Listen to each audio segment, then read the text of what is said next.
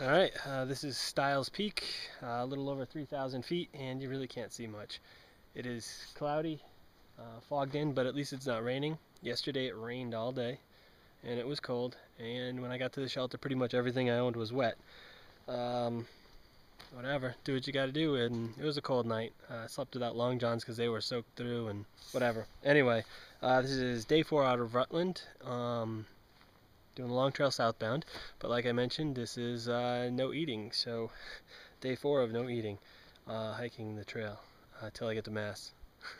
Still got 60 miles to go at this point. I'm hoping to put another 10 or 12 miles in for the day, probably 10, and then stop at Spruce Peak Shelter.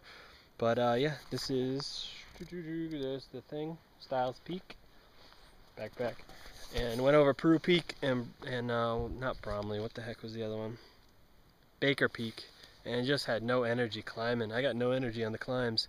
Also felt lightheaded a couple times, but stopped at the shelter back there a ways ago, just before at Peru Peak Shelter, and had a fruit punch creatine drink, which I'm hoping is putting some protein in my body so I don't completely lose my muscles, but whatever.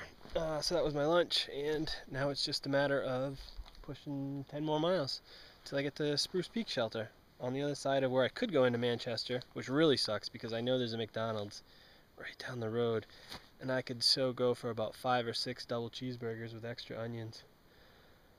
Had the weirdest thing today. I was hiking. You know how you could hit the pine and stuff, and you could smell that aroma in the air, and somehow my brain turned it into the smell of pizza, and I could smell it and taste cheese pizza. So, but mostly I'm not hungry. I've been shutting that right off. The cheese pizza thing was because that's my plan when I get to the end in Williamston to go into the pizza place there. Anyway, can't think about food. I got a couple days left. Like I said, 60 miles from here, hopefully 50 miles by the end of tonight. Then I'm hoping to push 20 tomorrow. So 3 more days left after tonight. So it's at 7 days without food, but technically I had breakfast and stuff the first day, so whatever. It's the last 100 miles. I'm not eating the last 100 miles. And already I'm feeling tired going up hills and lightheaded, so we'll see how this works out. Oh well, here we are, and goodbye.